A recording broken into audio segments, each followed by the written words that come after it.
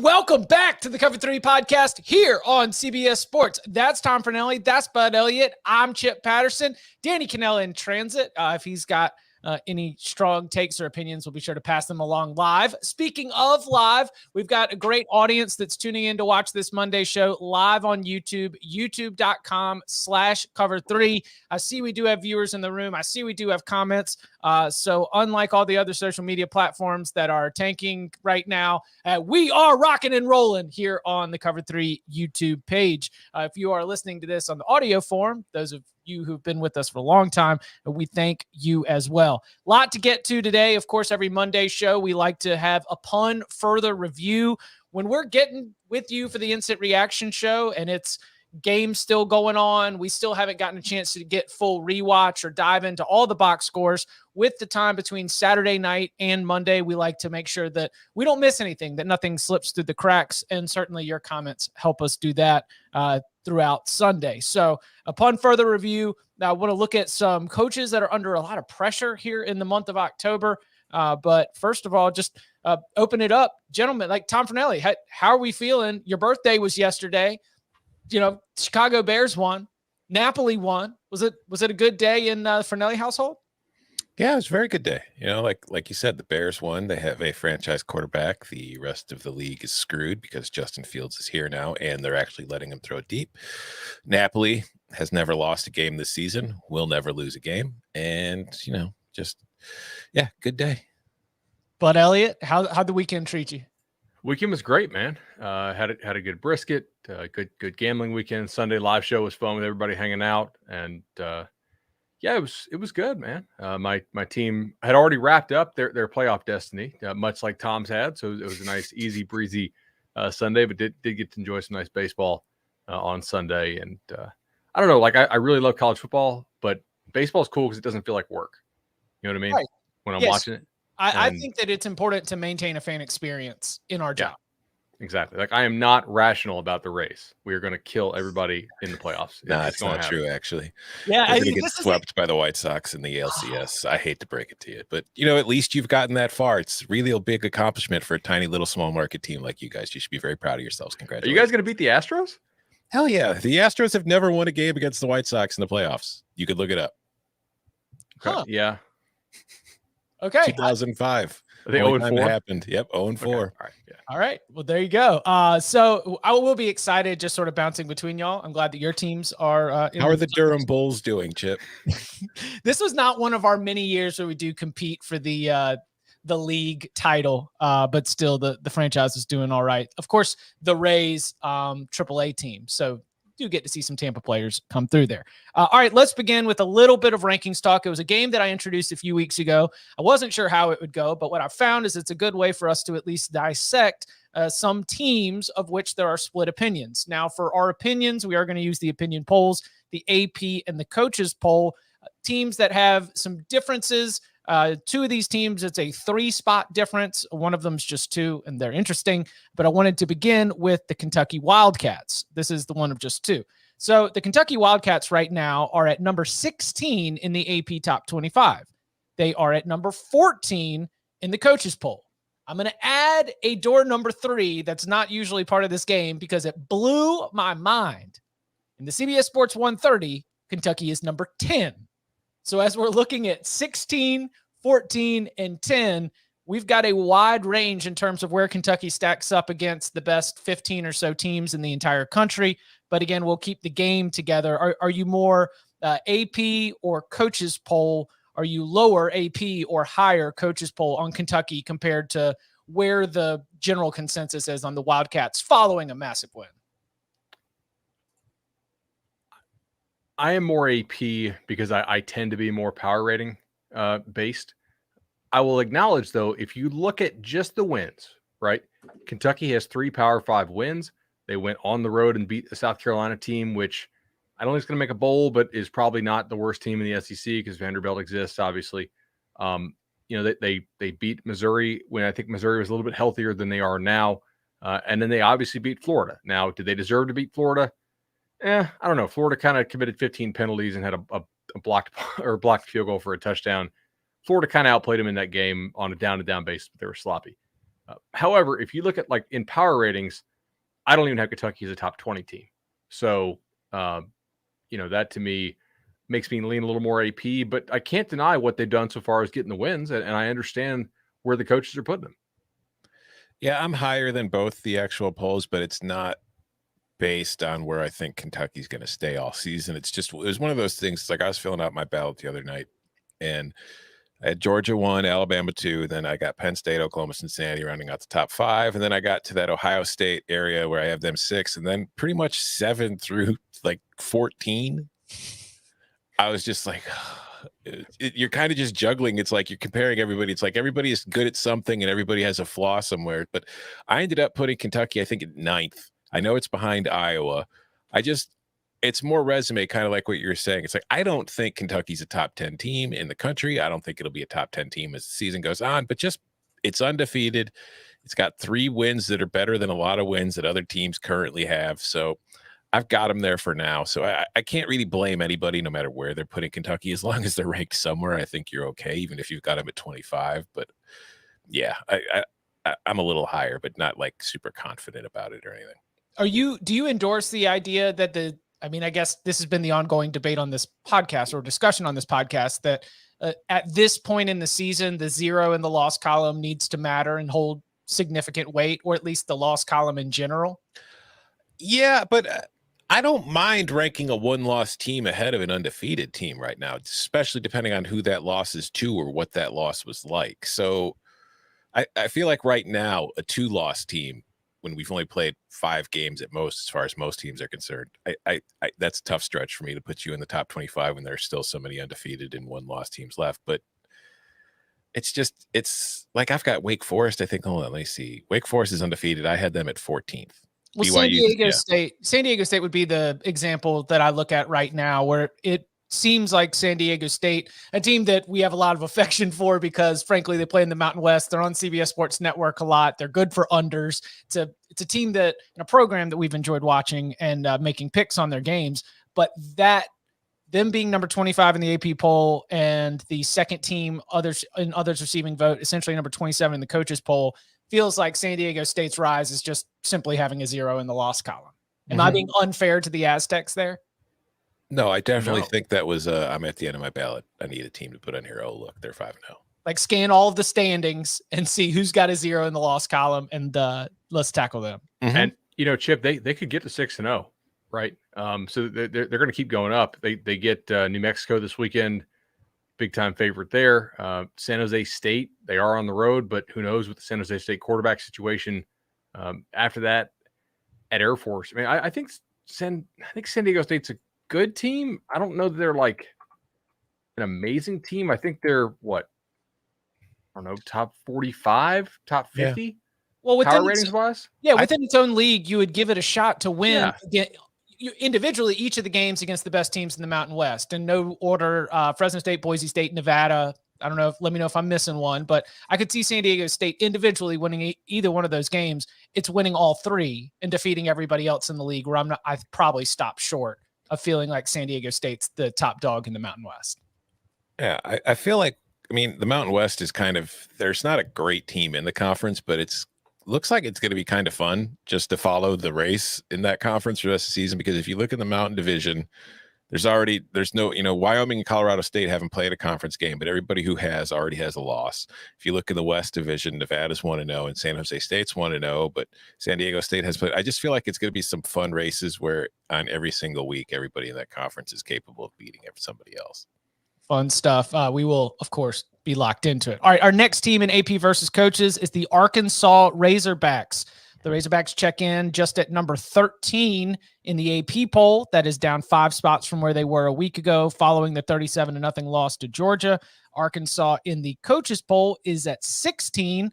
To be fair, they both started far apart, and they each dropped 5 spots. So as we look at AP versus coaches and where Arkansas sits after everything that was revealed in that game to the Bulldogs, maybe your takeaways are more about Georgia.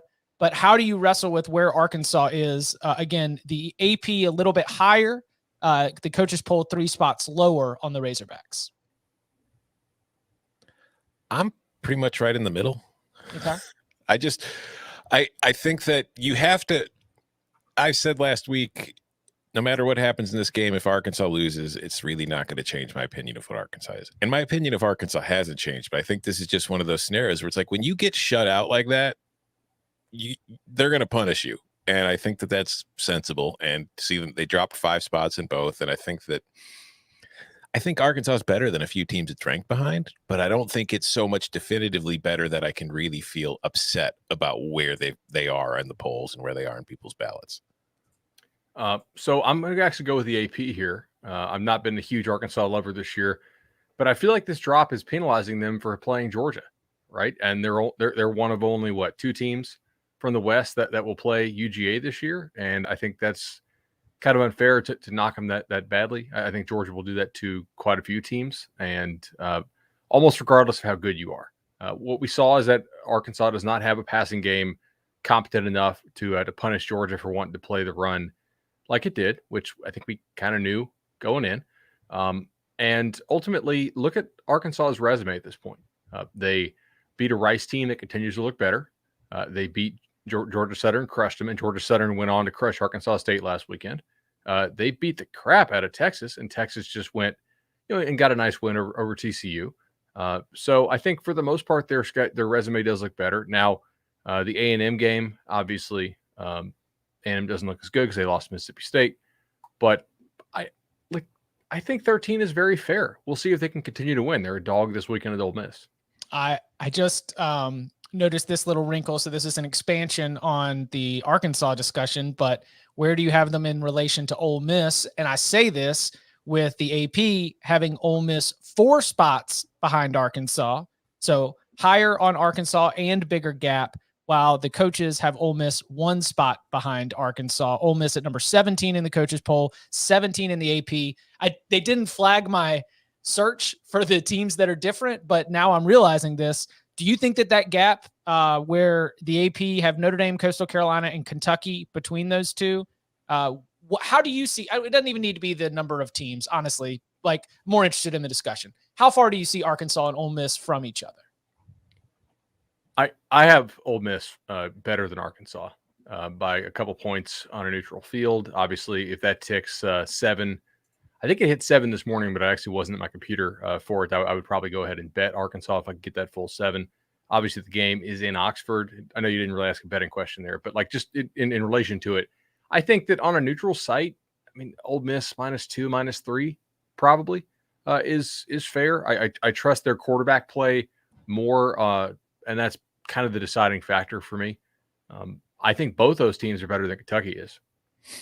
Yeah, I agree with that last part, especially. And I also think that right now, Ole Miss might be 2 points better on a neutral field as far as a gambling perspective, but Arkansas is the second best team in the SEC West. So if Arkansas is catching 2 points, take Arkansas.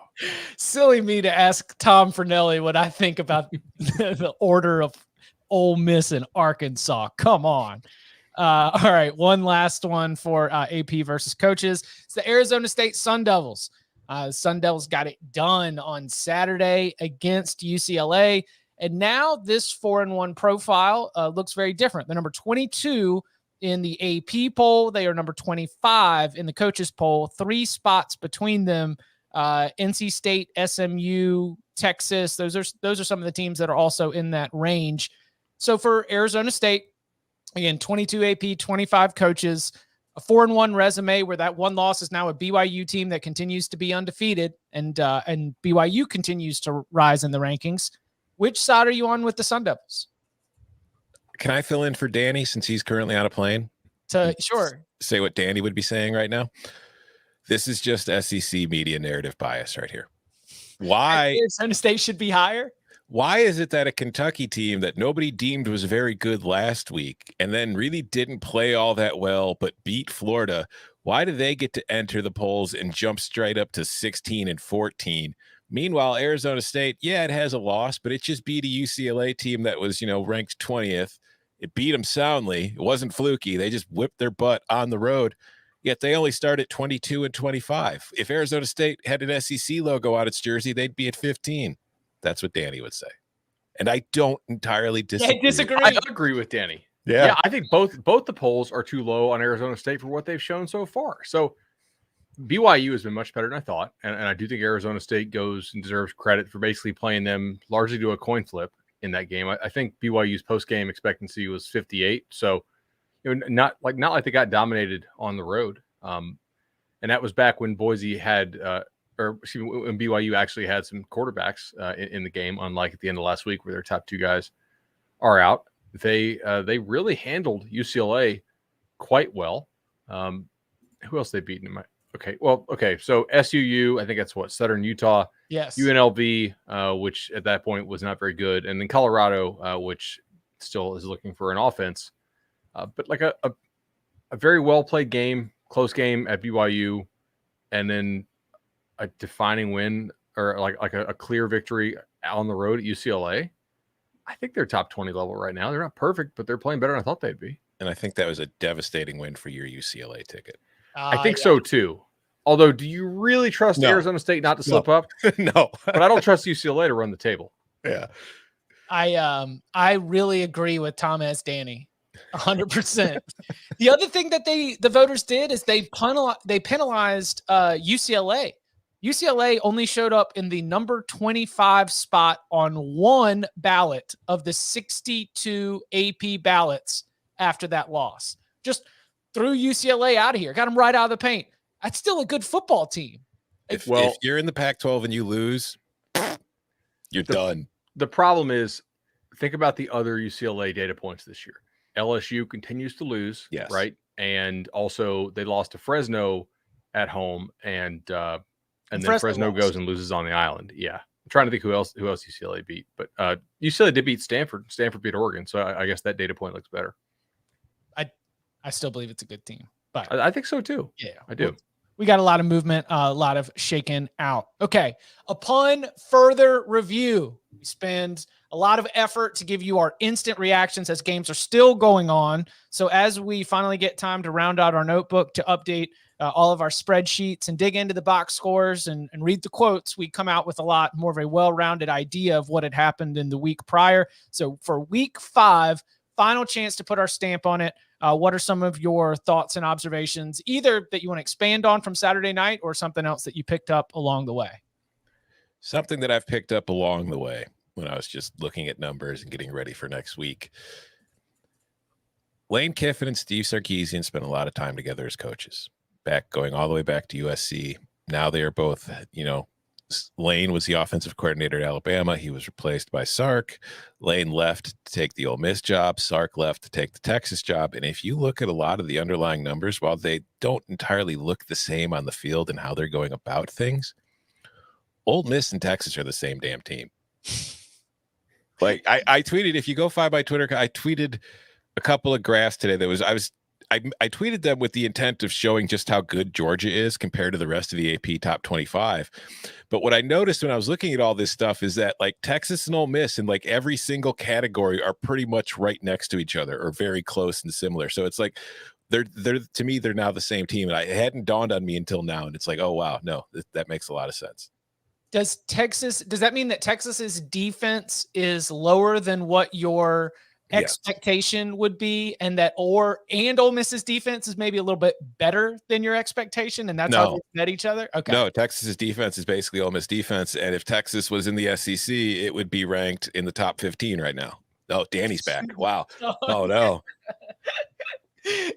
Spooky season here in October, and Danny's essence is taking over Tom here in the middle of the Cover 3 podcast. I like that a lot. Bud, what's a thought or a takeaway that's been lingering over the last couple of days? I want to stay in the Big 12. I gave an answer. I think it was on like the Bud lunchtime hangout mailbag about Neil Brown, or maybe it was a Wednesday show we did. And I basically said I thought Neil Brown was doing a nice job there. You got to give him some time at West Virginia. Guys, man, that offense is bad. Like Texas Tech had a bunch of guys out with COVID. You can't lose that game. There's now a real chance West Virginia is going to miss a bowl game, which is not something I really thought was going to happen at the beginning of this year. Like you can't lose that Texas Tech game. The other game I want to go back and focus on more because we really didn't talk about it much on the Saturday night show, and we got some grief for it. But the Oklahoma State fans out there, I think they're right. Bill Connolly has their win expectancy post game at 80%. I know CFB data has it at 99%. But in either way, that's a pretty convincing win over that Baylor team, which was previously undefeated. Oklahoma State's defense continues to be awesome. I mean, they limited Baylor to a 29% success rate, Tom. That is not really going to get things done, No. most likely. Now, Baylor hit some explosive plays. Baylor did get a couple turnovers. And even when they got those turnovers, I thought Jim Knowles' defense did a great job of holding them to field goals or turning them over as well. So Oklahoma State, nice job. Now, they do need the offense to pick it up just a little bit, right? Yeah. I mean, they scored they're 24. Big 12 Iowa. They are Big 12 Iowa. Yeah. That is correct. Although I thought Baylor might have been Big 12 Iowa for like 5 games. The data set was small. I do think there's some chance, by the way, that Oklahoma State's offense improves because they have a lot of guys out with injury that could theoretically come back. And if this defense can play anywhere close to how well it's playing right now, and if Oklahoma State can get those guys back and score points, although I don't really have any confidence in Spencer Sanders, as I think is what Chip was nodding about there. Like, I'm not going to do it. I'm not going to buy Spencer Sanders, but I will buy that. Like, getting your starting receivers back could help you be slightly less terrible on offense. I mean, they could make it to the Big 12 title game. In theory, but I'm not going to wait for Oklahoma State's offense to take off and be much more than a nice compliment to its stronger set. That is the number 12 team in the country right now at the Oklahoma State Cowboys in the eyes of the AP. Glad you mentioned that. I wanted to have one of my upon further reviews. I didn't get a chance to get much of Oklahoma, Kansas State, and I think, Tom, you did mention this, either Tom or Bud mentioned this on the show, but like Spencer Rattler and Oklahoma's offense might be okay. It was a very dink and dunk kind of performance against Kansas State. And then going back and looking at it, that's what Kansas State's defense decided that they would give. And for Spencer Rattler to lead, the thing to me was he led about 4 or 5 like decently long drives where the offense was at least in rhythm, and he wasn't hitting the big explosive plays, but he was taking care of the ball and he was being accurate with the short to intermediate stuff. They were still running the ball with Kennedy Brooks. And so he might not be hitting the explosive plays down the field, but to totally sell all Spencer Rattler stock. And of course, I mentioned this as we have Oklahoma, Texas coming up as one of the biggest games in a very, very big weekend coming up in week 6. But for me to just go into that matchup, especially against Texas's defense, as Tom mentioned, and think that Spencer Rattler is going to be some sort of negative factor on this Oklahoma offense, or a reason why there's some real limitations, that maybe that might be too harsh on Rattler, who I thought played a pretty good game against a very solid Kansas State defense. Can I go back and dial back my Oklahoma State love just slightly? No, it's on the record forever. Okay. All right. This is a thing that, like, obviously you're going to use your power rating models to handicap games. But if you look at some trends about like who they've played so far, I do think it's important to point out with this defense. I think this is a really good defense. I really think it is. I think they're well coached. I think they have some really nice players on defense. However, Missouri State, okay, Tulsa, which is not a good offense for sure, at Boise. At the time, we actually, I think, thought Boise would score some points and would be a good offense. However, in recent weeks, it definitely looks like there's something wrong with the Boise offense. And then Kansas State without Skylar Thompson, and also in that game, Will Howard got hurt. So at times, Kansas State was down to its 3rd string quarterback. And then Baylor, which last week my quip about Baylor, which got all the fans on Twitter riled up, was, all right, let's have more than 300 yards of offense before we start taking y'all seriously. And Baylor, again, couldn't get to 300 yards of offense. So this defense is making bad offenses look bad, which is what a good defense does.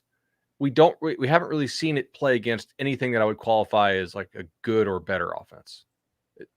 If that makes sense, I guess. I don't know. Yeah. Is that fair? No, 100%. I'm extending more confidence than the quality of competition demands, because that seems to be the way that this group is, and a little bit of a lingering a lot of the same players back, a lot of the same identity of what made Oklahoma State a pretty good team last year seems to still be in place. And so I'm expecting that. Like, I think Oklahoma State's going to go 9-3.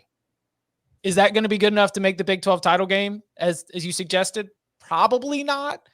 But I think that the defense is good enough that being Big 12 Iowa can get you to 9-3. The problem with Chip, I think if you go 9-3, the answer is definitely not, because so far that would mean all 3 losses are in Big 12 conference. Play. Yeah. 6-3 is not going to do it. You got to be 7-2, like probably 8-1 if you assume, depending on where you think Oklahoma's going to be at.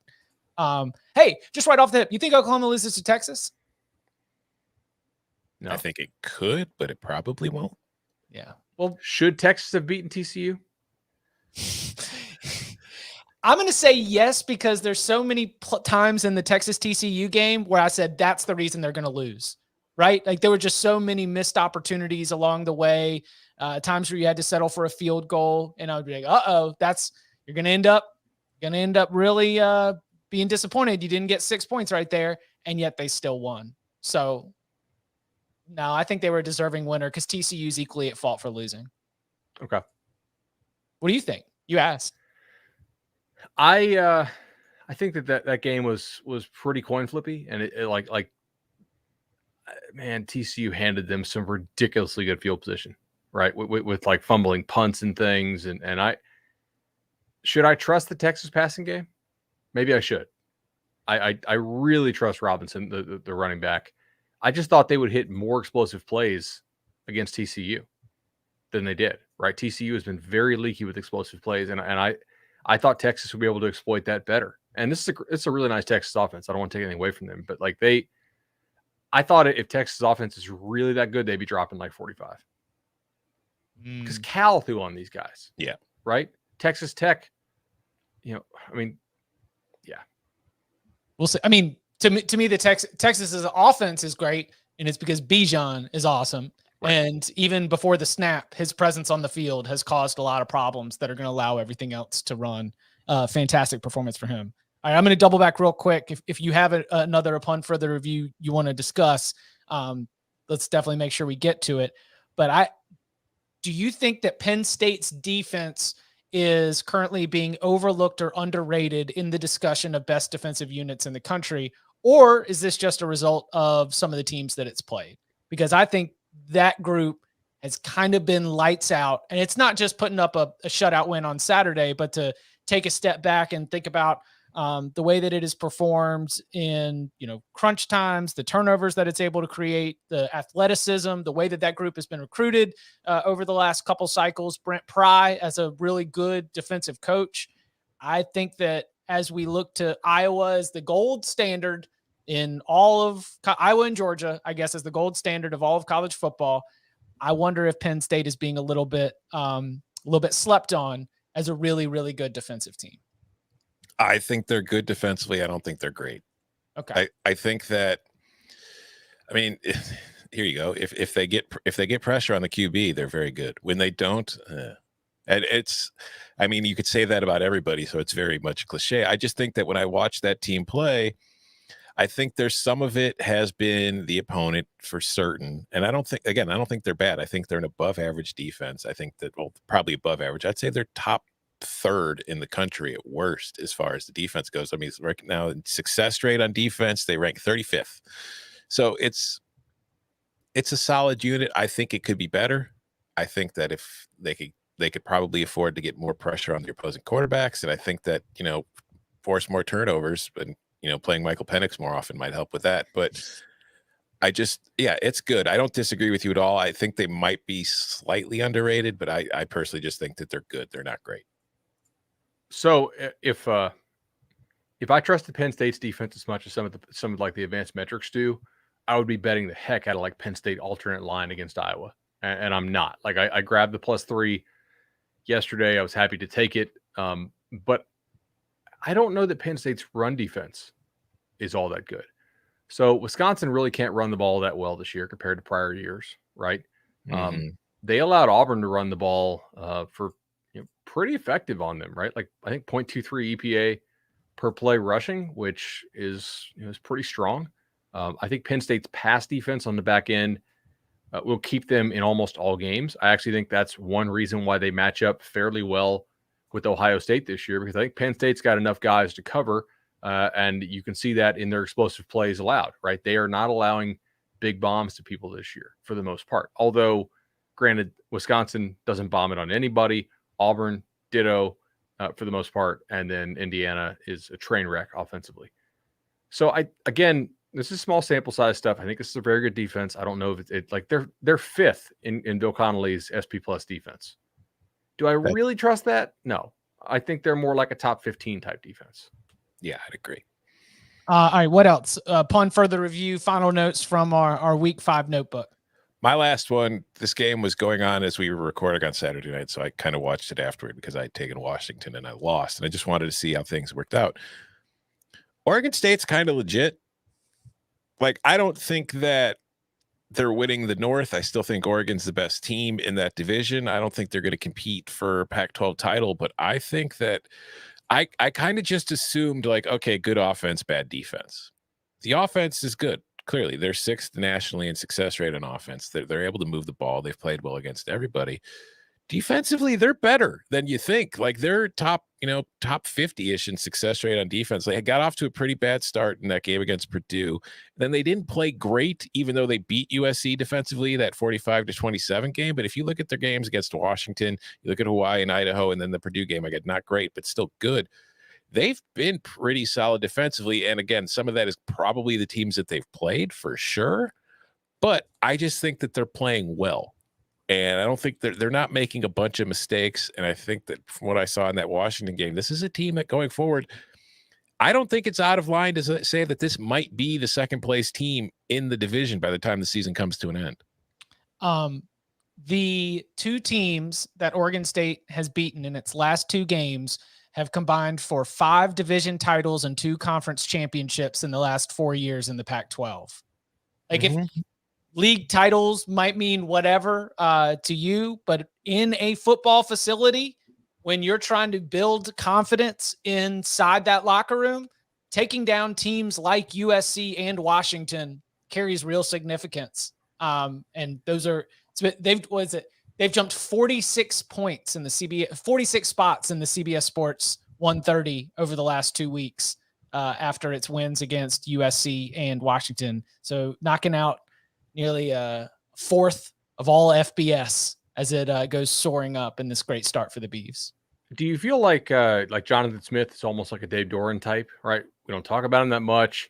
They play to their system. They recruit to their system. I very much trust him to score points in pretty much every game unless they're like totally overwhelmed physically. Defensively, they'll try to piece it together. Some years they have some dudes. Some years they don't. They'll never have great defensive depth, so they're very much reliant on guys staying healthy on that side of the ball. But like, they're usually not terrible. The guy knows what I think. Jonathan Smith's a good coach. I agree. Yeah, and if you look at their remaining schedule, it's like, who's the great offense that they have left to face?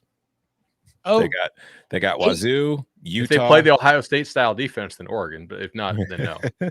Yeah, Wazoo, Utah, Cal, Colorado, Stanford, Arizona State, Oregon.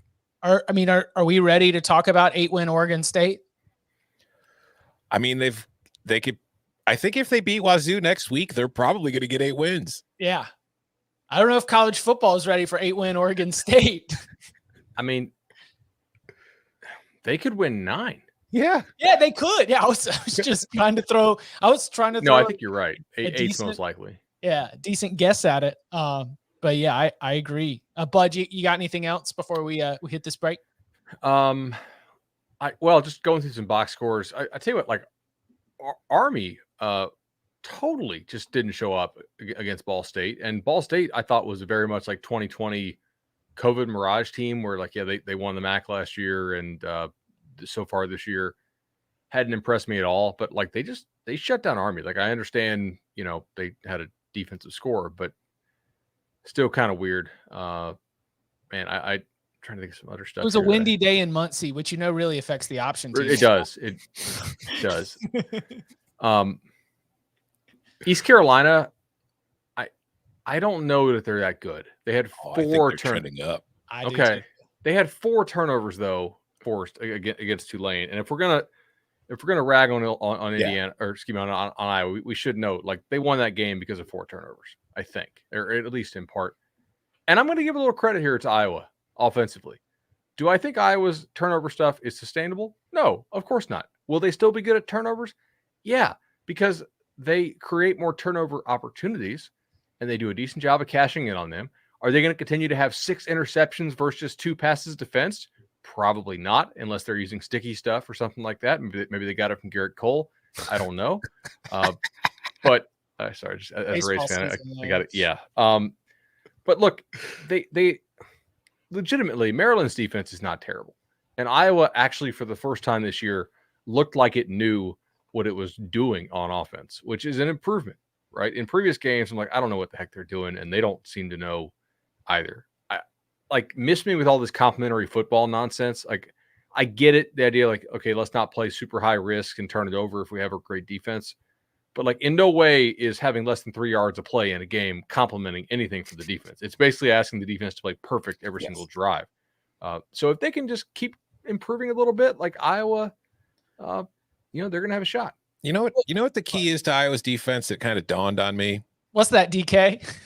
It is that they're not it's like they play a style obviously meant to confuse quarterbacks and pressure them into making mistakes. And when they're playing against bad quarterbacks, they're going to make those mistakes. When they play against elite quarterbacks, they're going to probably get, they're not going to have as much, they're not going to be able to force as many turnovers. How many good quarterbacks are in the Big Ten West? That division? That's what I'm saying. There are no big quarterbacks in the Big Ten really this year, especially in the West. And Iowa's defense is having an amazing year, and Iowa's awesome. We should have seen this coming beforehand. That's what we're going to remind ourselves next offseason. We look up and down the quarterback depth chart of the Big Ten West, and we know how good Iowa's going to be that season. The problem is we lie to ourselves about Tanner Morgan. We lie to ourselves about Adrian Martinez. We lie to ourselves about all kinds of these quarterbacks in college football with the long off season to imagine this leap or this breakthrough or this renaissance, whatever it may be for your favorite 3-year starter. By the way, I texted 2 alternate plays to the group chat on Saturday morning. I said I was going to take Georgia alternate total under at like plus 235 and Western Michigan minus the 14.5 at Buffalo. Like plus 260 or whatever. In looking at it, I actually think Western Michigan should have hit, and maybe the Georgia one shouldn't have. Western Michigan actually outgained Buffalo by more than 200 yards. They had more than twice as many trips in deep inside Buffalo territory. They just got down there and totally screwed around. And this is kind of like a Buffalo fraudulent alert I want to put out. Like Buffalo, 2 weeks in a row, they really got lucky to score as many points as they did against Old Dominion. And Buffalo really kind of got lucky to hang around with WMU as much as they did. Like I'm out on this team right now. This is me selling Buffalo. Bye Buffalo. Yeah, and we just probably lost a whole lot of listeners on the live chat. I just spent 30 seconds on Buffalo. So. I mean, I could take it deeper in who you got, Western Michigan or Toledo as best team in the MAC. I'm still going to go Toledo. Thoughts and prayers to Danny, who just tweeted that there's a bumpy ride that you're apologizing for, and they're discontinuing beverage service on the flight. Oh, I do sincerely hope he lands safely. So we've got some coaches that face very, very important Octobers. And some of them, it is of the hot seat variety. I know fans always love to talk about the hot seat. Some of them, it is maybe a season that is hanging in the brink or in the balance. You might not be fired, but how the next month goes could very well dictate the way that the end of the season goes. So we're going to be looking at coaches under pressure here in October and more notable news and notes from across the country next. We are investigating a counterfeit coupon ring. If couponing is a crime, Your trophy. count them in. It's time you start bending the rules a little. What is her name? What does she look like? She's like 3 feet tall. Call a sketch artist! A sketch artist? Who do you think she is? Kaiser Soze? Don't go spending dough on stuff you can't write off. We bought a few things. This is not a few things. Queen Pins, rated R. Now streaming exclusively on Paramount Plus.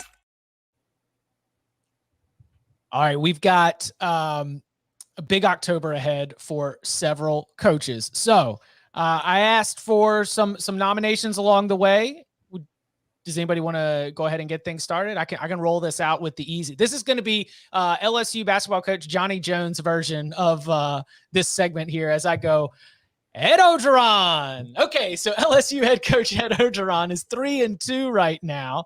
And the next little stretch includes at Kentucky, a home game against Florida, at Ole Miss, and then they've got a bye at the end of the month with Alabama coming up on the other side. This is an incredibly important stretch for Ed Orgeron because this is the easy part of the schedule. You have Alabama, Texas A&M, and Arkansas, along with ULM in your final month of the season, to which I say, if Kentucky, Florida, and Ole Miss are not wins, and if they are not at least indicative of a team that is close to winning, well, then LSU heads into that bye week looking at Alabama and looking at its head coach with very interested eyes. So how do you see the next month playing out for Coach O? Exactly like this month played out for him, with a team that asks Matt Johnson to do too much, struggles when he gets into the red zone, is not physical on either line of scrimmage, and has a very good pass coverage secondary that doesn't really seem intent on tackling.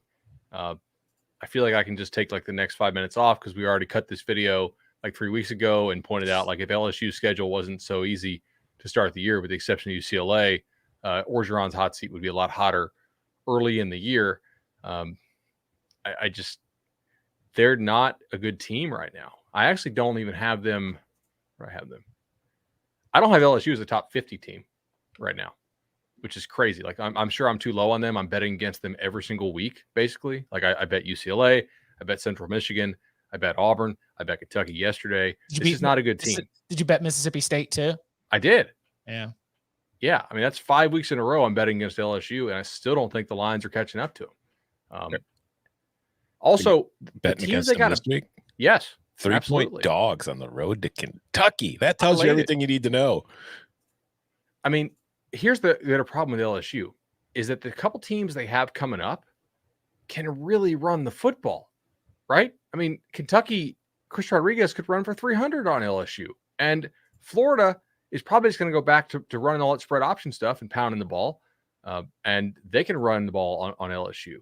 Ole Miss can probably score some points on this LSU defense. Then they get Alabama. Like, I think there is a real shot here. Oh, and then they get Arkansas, and Arkansas will probably do what? Try to pound the ball against them. It's not likely, but like, would you give me 10-1 odds that LSU goes 4-8 or worse? With the ULM is the only win. Well, they have 3 now, but like yeah. I would take like 10-1 on that. Like I'm not going to predict it's going to happen, but like if you gave me like a 10-1 shot, I would take that ticket. That team is too talented for me to think that that's going to happen. It could happen, but I think it is more likely that Coach O is not the head coach for the Alabama game. Do they make a bowl? I think that's going to be tough at this point. I mean, that's what happens this weekend. Yeah. In Lexington is going to be LSU. Are they going to make a bowl? Like Florida and Ole Miss. Those are the games that decide whether or not the Tigers make a bowl, not whether or not they compete for the SEC West or whether they've got a long shot at the SEC championship, whether you are going to a bowl game. Big couple weeks. And you could see them losing all 3 games. They're going to be underdogs in all 3 games. If they go 0-3 and this team is 3-5 heading into the bye week, that could be it. I mean, yeah, because I'm with you.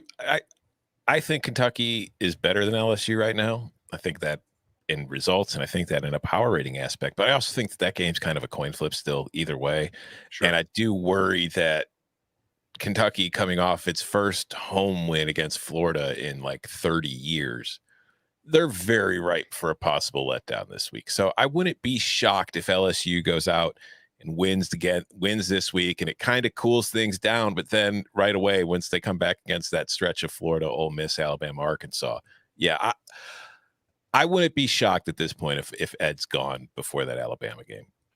So on a pure power rating standpoint, I actually don't have Kentucky as a strong play this week. For me, it was like power ratings say kind of play this, and then I thought about the matchup, and I was like, wait a second. what does Kentucky still do well? They still run the football really damn well. What does LSU have no interest in doing? Stopping the run. This is what I said all offseason too. And like I got ripped on the LSU board constantly. Like, no, our issue is the pass defense. Did you see the Mississippi State game? I was like, yeah, but did you see the next 9 games? Y'all don't stop the run worth a damn.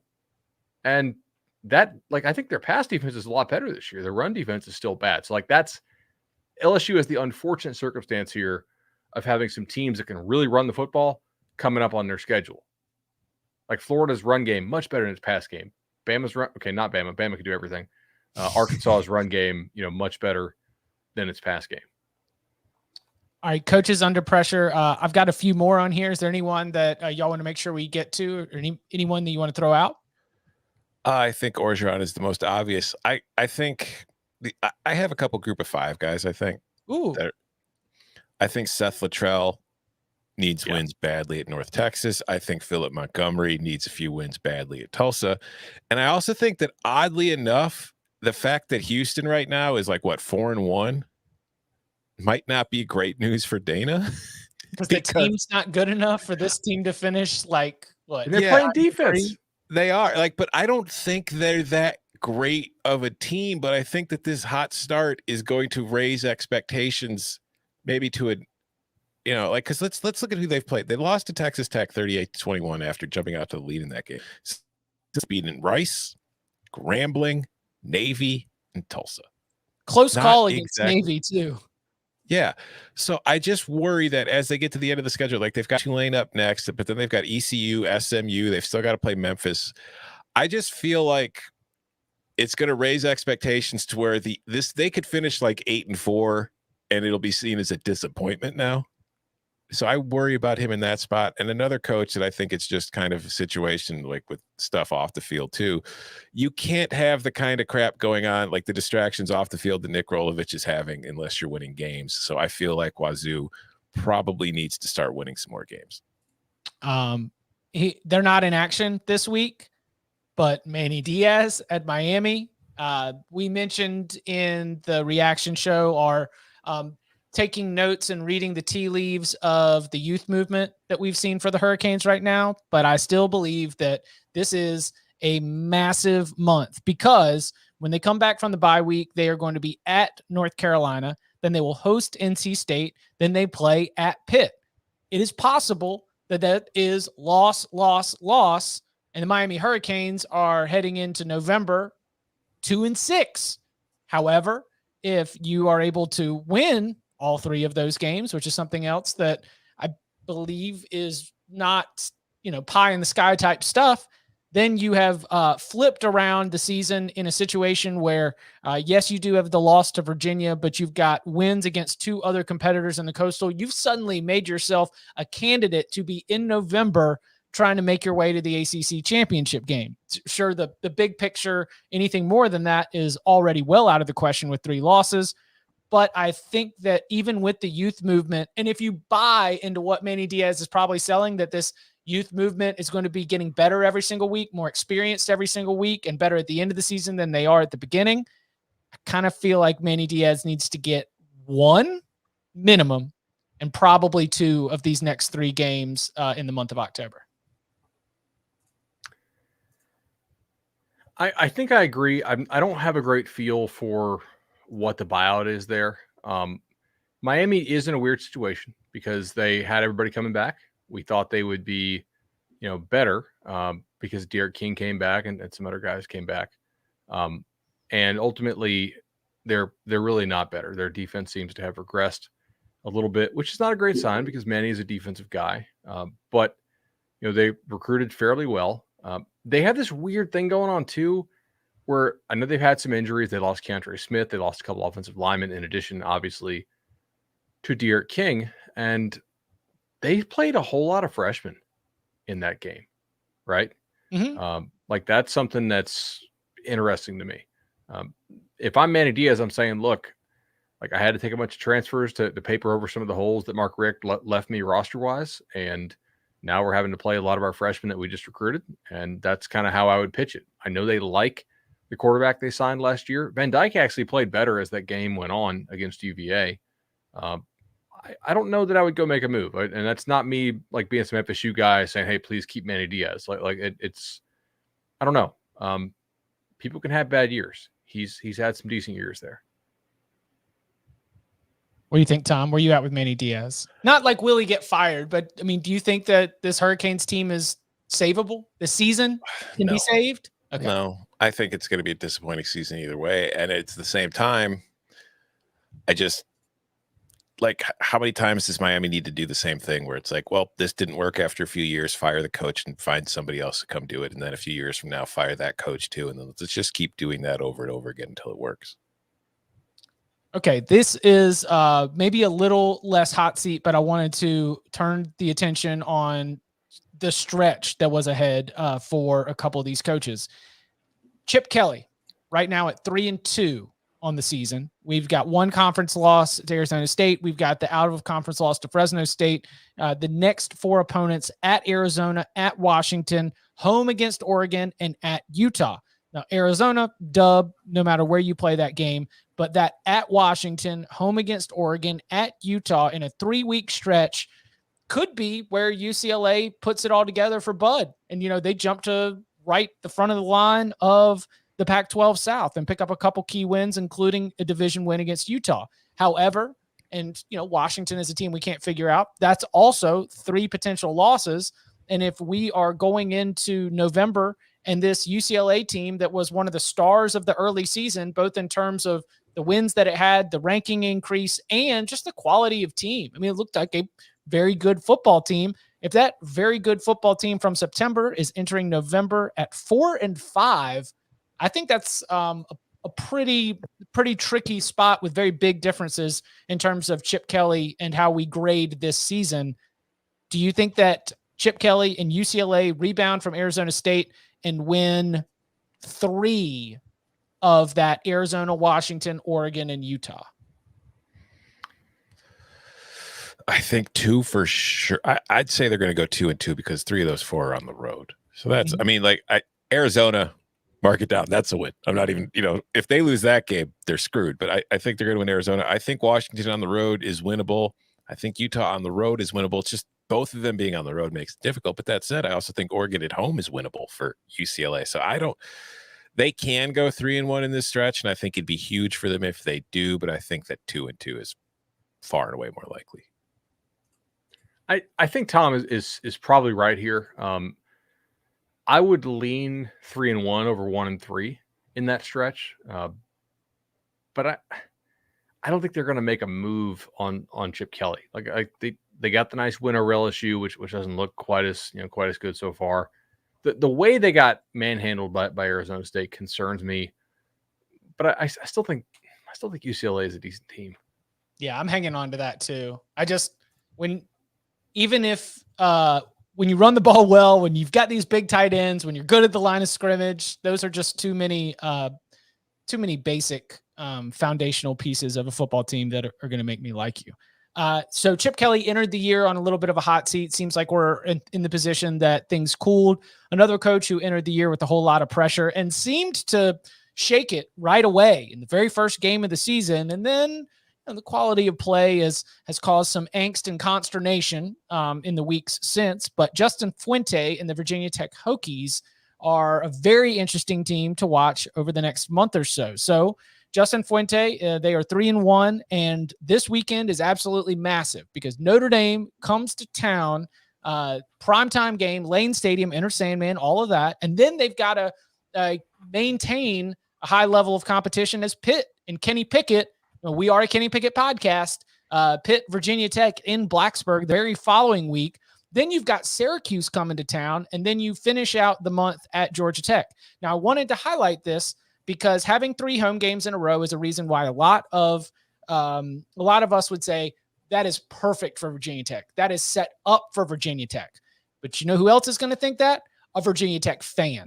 And if all of a sudden this doesn't set up very well for Virginia Tech and you come out of that run of 3 home games and your only win is Syracuse after losing to both Notre Dame and Pitt, and if it comes with some of the inconsistent offensive play that we saw from the non-conference foes for the Hokies that caused some of that grumbling, then there's going to be some of that renewed frustration with the Justin Fuente regime.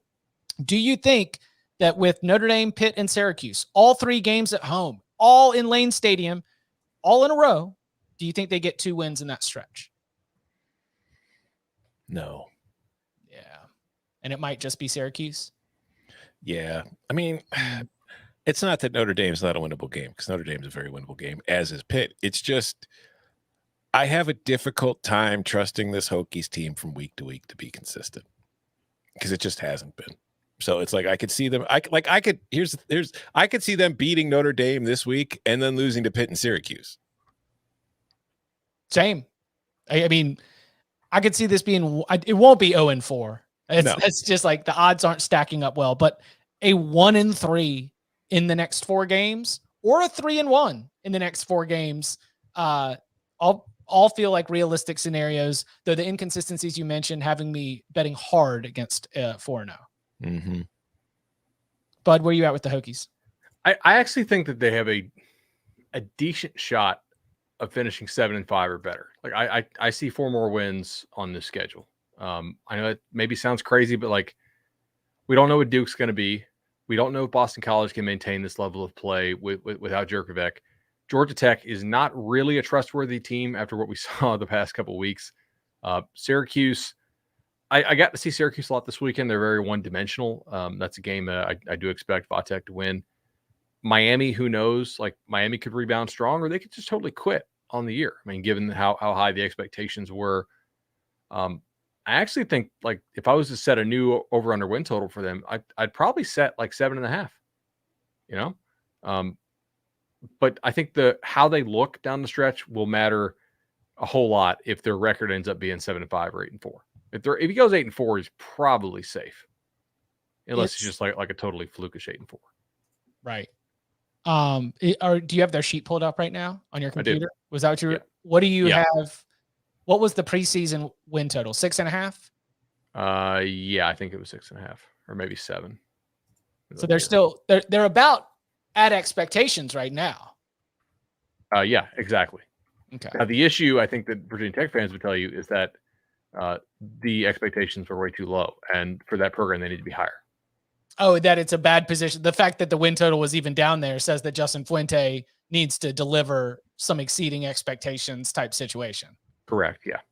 Yeah. Very interesting. All right. A lot of news breaking out from across the country on a Monday as we get our regular Monday availability.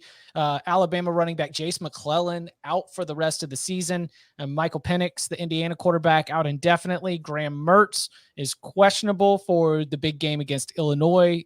We've got Texas with some injuries along the offensive line. What stood out as particularly significant to you all in terms of some of the injury updates and more personnel related stuff that we got on Monday? Grayson McCall is going to play. So that's kind great of news. Yeah, that's very great news. Coastal Carolina in action this week, and then they've got a week off at some point because a bunch of those Sun Belt teams got to click into a Tuesday, Wednesday rotation.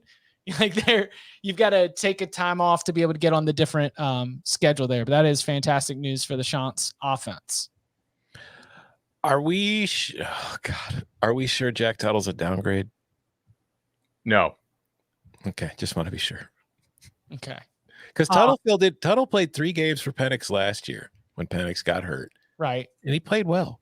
Like he wasn't it was very game managery. Like he was only averaging like 5.5 yards per attempt, but he wasn't making the kind of mistakes and turnovers that Indiana has had all season long that have really kind of killed them.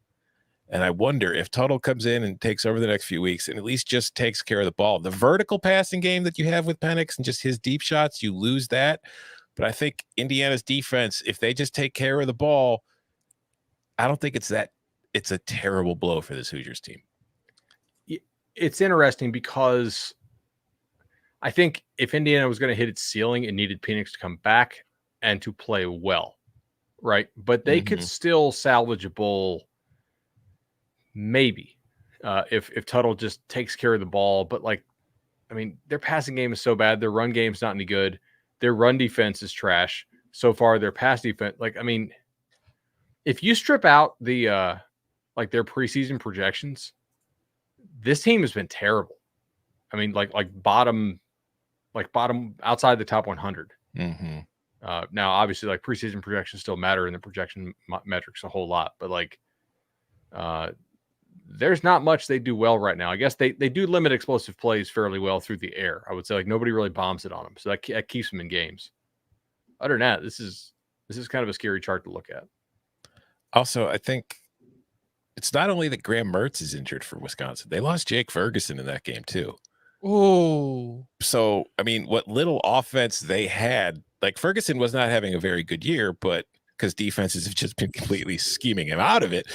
But like Chase Wolf came in, he replaced Mertz against Michigan, and obviously that Michigan defense is really good. So I'm not gonna, judge him too harshly based on that. But I feel like right now, I think they were 8-point favorites on the road against Illinois. And I think defensively, this is an Illinois team that in recent weeks, like they were terrible to start the year, but the last few weeks, they've gotten a little better. They're still not great.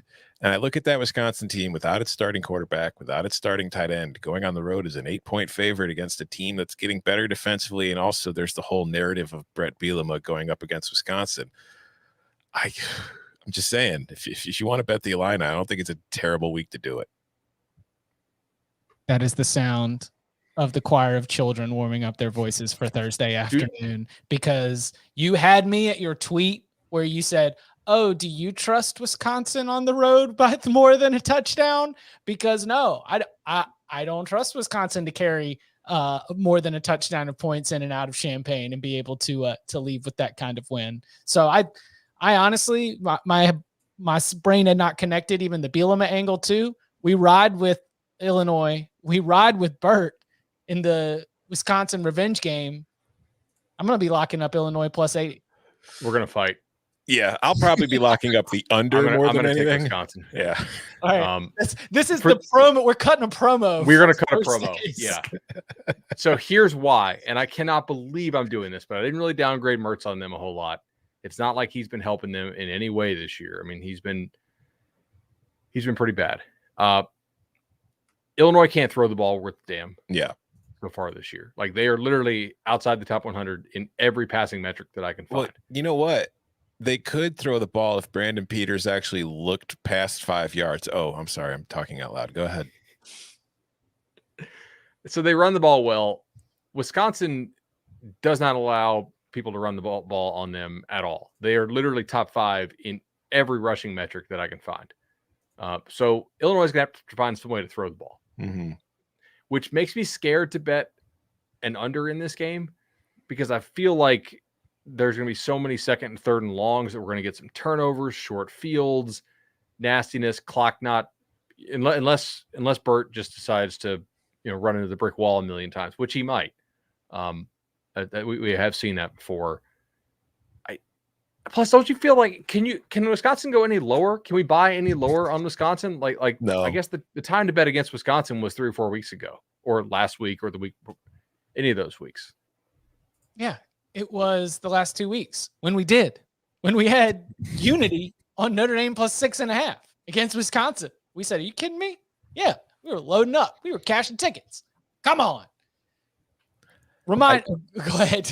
No, I don't see Illinois scoring a whole lot of points in that game, and I'm saying now I don't think he's going to start, but we're going to see Art Sitkowski at some point. Swagkowski Heisman campaign reactivated. Let's go.